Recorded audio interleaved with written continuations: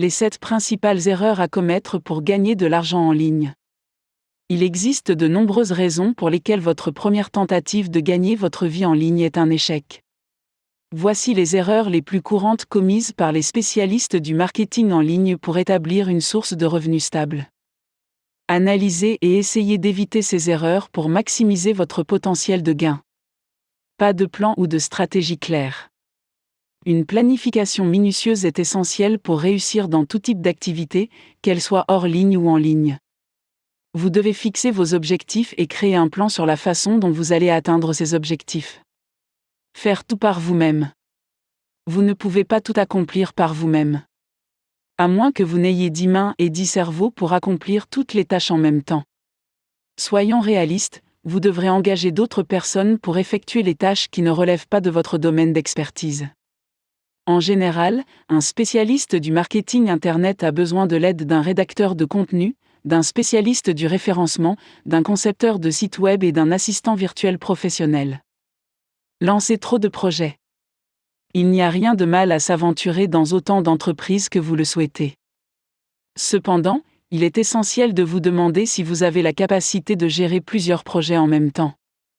Cela est particulièrement vrai si vous êtes encore au stade de l'apprentissage du fonctionnement de l'entreprise. Il est donc conseillé de s'en tenir à un seul projet et de développer votre entreprise au fur et à mesure que vos connaissances et vos revenus augmentent. Fixez des objectifs irréalistes. Combien d'argent espérez-vous tirer de vos investissements ? Si votre objectif est de gagner 1 000 € grâce à Google AdSense au cours de votre premier mois, pensez à revoir vos attentes. La plupart des blogs ou des sites web ne gagnent pas un centime avant 6 mois de travail régulier. Utilisez des sous-domaines gratuits. C'est la pire erreur que vous puissiez commettre en matière de blog à but lucratif. Tout d'abord, les blogs gratuits n'ont pas l'air professionnel pour les clients.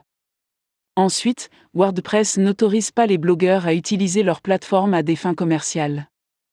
L'administrateur fermera votre compte sans envoyer de mail de notification une fois qu'il aura été prouvé que votre site contient des publicités et des articles sponsorisés. Dépensez trop tôt avec des publicités. Quel est le bon moment pour faire de la publicité pour votre site dans AdSense ou d'autres sociétés de publicité ? En vérité, vous ne devriez pas investir dans ces choses avant d'avoir rempli votre site de contenu intéressant. Si votre blog est encore vide et que vous avez essayé d'attirer du trafic par des publicités payantes, les visiteurs seront découragés de revenir après avoir vu que votre blog ne contient pas assez d'articles. Abandonner.